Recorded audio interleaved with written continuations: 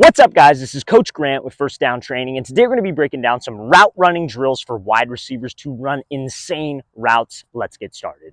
Now, before we get in this video, fellas, we are going to be traveling out to 15 more states this year for 2-day-long QB and wide receiver training camp. So check out that very first link in the description below if you would like to train with us this year. We're coming to a city near you. We're going to be coming out to San Francisco, California. Then we'll be heading out to Miami, Florida, Las Vegas, Nevada, Portland, Oregon. Then we'll be coming out to Charlotte, North Carolina, Dallas, Texas, Nashville, Tennessee, Chicago, Illinois, Buffalo, New York, Atlanta, Georgia, Houston, Texas, Philadelphia, Pennsylvania, Detroit, Michigan. Then we will be coming out to Boise, Idaho, and Los Angeles, California. So if you guys would like some more information on that, how you can train with us and sign up, check out that very first link in the description below. Again, let's get back to this video. All right, guys, so this first drill that we're going to be talking about is going to work on your hip drop at the top of the break. So this will help you with the route like a hitch route, a comeback, a curl. On all those routes, what are we trying to make a DB think that we are doing? We're obviously trying to make a DB think that we are running a fade. So that means into the break, whether the break's at 5 yards, whether the break's at 15 yards. I have to make sure that I'm running in full stride, taking short choppy steps right before you break.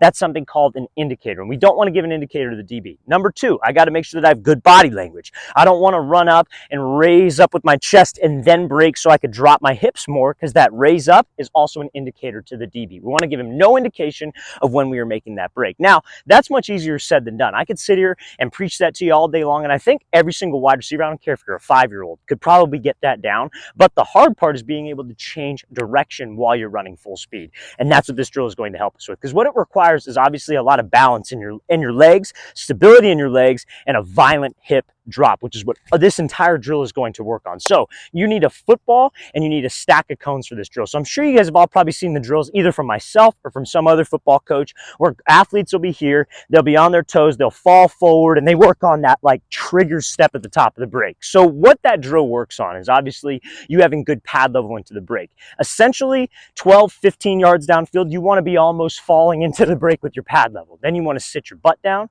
you want to drop as violently and as quickly as you can into that good explosive position to stop yourself, to decelerate, right? Because that's what it takes. Now, a lot of guys know to do that, but a lot of guys don't have balance at the break. So they'll drop into the break fine, but then when it's time to get out of the break, they have no balance, they'll pop up, they take all these extra steps, and they're just flat out slow out of this break. So this drill helps us with balance while having that same explosive hip drop. So, like I said, you need a stack of cones, you need a football. All we are going to be doing is you're going to stand maybe about, I would say, 2 to 3 yards away from this cone. You're going to fall. Last second, you're going to snap down and you're going to place this football on the stack of cones. Because if you're off balance, let's say, for example, when you snap and when you fall, you have this like knee cave or you land on your heel. Because those are the two mistakes guys will make on their breaks. They'll snap down, they'll be on their heel, all their body weight falls back. So let's say you do that.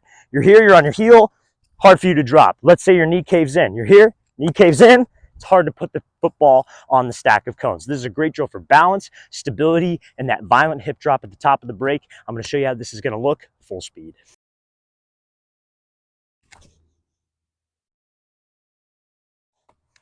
All right, guys, so this next drill is going to be working on your speed cut. So I call this a speed cut circle drill. So what is a speed cut, for example? A lot of wide receiver coaches misuse the term speed cut. They refer to a speed cut as any cut where you're breaking off of 1 foot. A speed cut is usually something that you would use on like a 90-degree break, like an out route, or maybe in some cases a dig route. So a speed cut is like, let's say, for example, I have to run a 10-yard speed out, which is a timing route with the quarterback. The quarterback is going to be in the pocket, basic footwork, and this can kind of vary, but basic footwork is he's going to be taking a 3-step drop from gun, and as soon as he hits that 3rd step, that ball is taught to be out. He is anticipating this throw, and he is throwing this ball before we even get to the break point. So our break would be at 8 to 10 yards, aka your 3rd inside step. So for example, I'm coming off the ball, my inside foot is up, quarterback's over there, I'm breaking off my 3rd inside. So set, go, I'm off, that's 1. That's 2. Then on my 3rd inside is when I'm going to start the break. Chances are you're not going to be at 10 yards. And it's pretty much impossible to cut right at 10 and get out on a perfect 90-degree angle. So you cut at 8 and you were allowed to round up to 10. Now, the mistake a lot of receivers make is that they lose speed out of their speed cut. So they'll go up, they'll hit that 3rd inside step, but they won't be driving off of it. They won't be ripping their elbows. They won't be pushing off the break. So they'll cut. Their next step is here, here, here. Then they get out and that ball is too far in front of them because they don't have enough speed out of the break. So when we hit that 3rd inside step, you have to be able to drive. You got to make sure you are low in the next step out of the break. you hit here should be already down that 90-degree, and you are accelerating out of this thing. So that's what this drill is going to work on. So you're going to start out at this white cone, and you are pretty much literally going to just run in this like rounded circle as fast as you can around the cones to simulate that speed cut, that rounded angle that we need out of the break. So it's important on this drill. We are getting our knees up, we are staying low, we're ripping our arms out of the break to simulate again that speed cut at that 8 to 10 yard out route mark. We don't want to waste any time. If we can separate on that speed cut, catch the ball with some speed, quarterback throws it on time, that is a play where we could turn up the sideline and go and get some extra yards after the catch. So how this drill is going to work, you're going to start at the top of the cone circle here. Your left foot is, your right foot's going to be up. It's off of your second step. So set, go. It's 1, 2, and all we are doing is trying to stride and run and stay as tight as we can to these cones all the way through. Now, it's very important that we don't take choppy steps on this. You're going to want to, and that's what we want to try to avoid. We don't want to come off this break and be here like this because we're trying to stay tight. Open up your stride, stay on your toes, because that's what we have to do out of the speed cut. If you feel like you need to stay lower to get tight to the cone, don't take choppy steps, just dip the inside shoulder a little bit, okay? So I'm going to show you how this drill is going to look full speed, this speed cut circle drill. This can help you with a 5-yard speed out or even a 10-yard speed out. All right, guys, so this next drill is going to be working on your slide release crossover move. So like, let's say, for example, you're coming off the ball and you want to use this slide release. I want to make this very clear on later developing plays. So if it's like a concept where like you're the first read, let's say you're the outside wide receiver, you have to run a slant route, slot receiver's running a bubble, you're the first read on that. That quarterback is taking a 1-step drop and he is letting that ball go. That is when we do not want to use this release. Now, if the quarterback is maybe doing some kind of play action fake, some kind of zone read, and you have to run a slant, that's when you can use this slower paced release. Or maybe your backside on the route, third read, whatever it is, but you have some time to let the route develop. I want to make myself very clear that is when you want to use this type of release. So what a slide release slant would be with the crossovers, like let's say this green cone is the DB, right? I'm lined up here, DB's inside shade, I got to run a slant. So we come off the ball, we want to attack his outside shoulder and outside hip. You don't want to try to square him up, because if you attack him and he's inside leverage, he's just going to keep his leverage. So you want to attack his outside shoulder and outside hip. Our goal is to get him to flip to the fade. So a lot of wide receivers, you see it all the time. They'll come off the ball, they'll slide, and then they just take off and go. They give that little hezzy, and then they take off. Guys like Davante Adams, Justin Jefferson, Keenan Allen, they all do that type of release. So DBs, when they see that, sometimes get a little over anxious if the receiver knows how to approach it, right? When you come off and do this slide, you got to make him make a decision.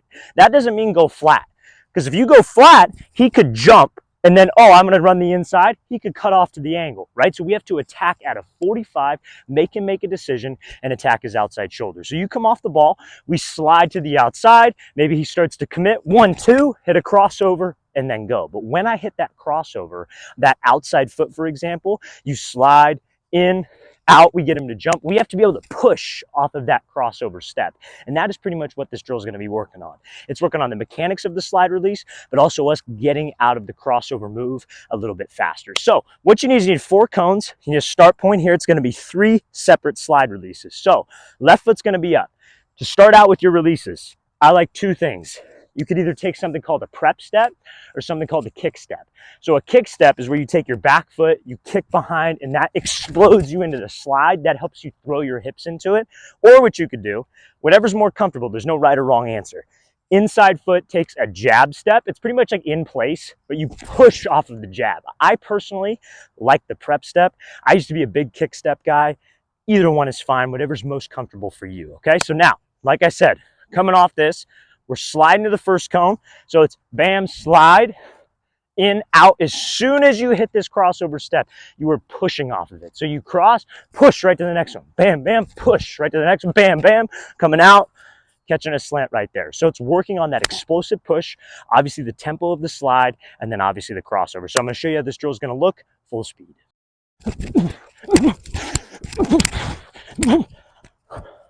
All right, guys, I really want to thank you for watching. I really appreciate it. If you have any questions at all, don't hesitate to leave those in the comment section below. Always great hearing from you guys. Again, we appreciate all the feedback, all the support that we get on our YouTube channel. And again, guys, if you would like to train with us, we are coming out to 15 cities across the country, all the way from Philadelphia, Pennsylvania, San Francisco, California, pretty much coming all over the country. So if you guys would like to train with us, again, check out that very first link in the description below. We'd love to meet you. We'd love to work with you. Again, very first link below. I'll see you guys next time.